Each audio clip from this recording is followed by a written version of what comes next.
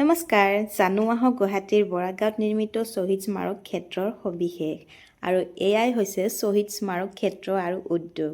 নমস্কাৰ বন্ধু বান্ধৱীসকল, মোৰ অন্য এটি ভিডিঅ'লৈ আপোনালোকক সকলোকে স্বাগতম জনাইছোঁ আৰু আশা কৰোঁ সকলো ভালে আছে, ময়ো ভালে আছোঁ। তেনেহ'লে আহকচোন ভিডিঅ'টো আৰম্ভ কৰোঁ। অসম আন্দোলনৰ শ্বহীদসকলৰ স্মৃতিত নিৰ্মাণ কৰা হয় এই শ্বহীদ স্মাৰক ক্ষেত্ৰখন।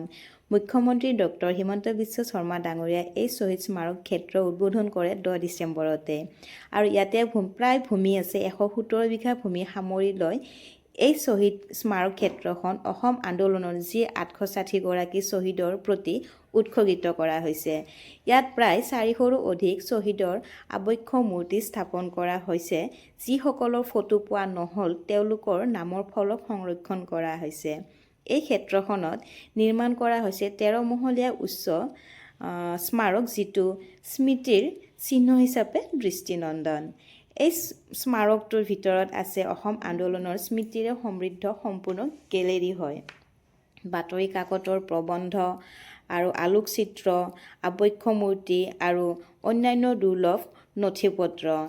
মই আজি চাবলৈ আহিলেও ভাবিছোঁ আপোনালোকৰ আগত ভিডিঅ'টো শ্বেয়াৰ কৰোঁ। বহুত ভাল লগা হয়। আপোনালোকে লৈ আহিব, ল'ৰা ছোৱালীক লৈ আহিব, আপোনালোকে আহি চাব, নিজৰ মা দেউতাক আনিব দেখাবলৈ যে আমাৰ অসমত এটা গৌৰৱ কৰিবলগীয়া এটা বহুত ধুনীয়া এটা শ্বহীদ স্মাৰক ক্ষেত্ৰ হৈছে, হয়নে নহয়? বহুত গৌৰৱৰ কথা হয়। এনেকুৱা এটা আমি যেতিয়া বাহিৰলৈ যাওঁ, বাহিৰতো এনেকুৱা পৰিৱেশ কিছুমান দেখা পাওঁ, মিউজিয়ামবিলাক চাবলৈ গ'লে এনেকুৱা সম্পূৰ্ণ দেখা পাওঁ।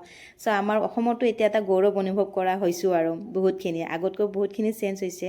আৰু ইয়াৰ মাজতে কৈ দিওঁ, ইয়াৰ লগতে মাজত স্থাপন কৰা হৈছে এয়া শ্বহীদ প্ৰণামো জ্যোতি, যিটো সদায়ে প্ৰজ্বলিত হৈ থাকিব। আৰু এইটোৱে হৈছে শ্বহীদ প্ৰণামো জ্যোতি।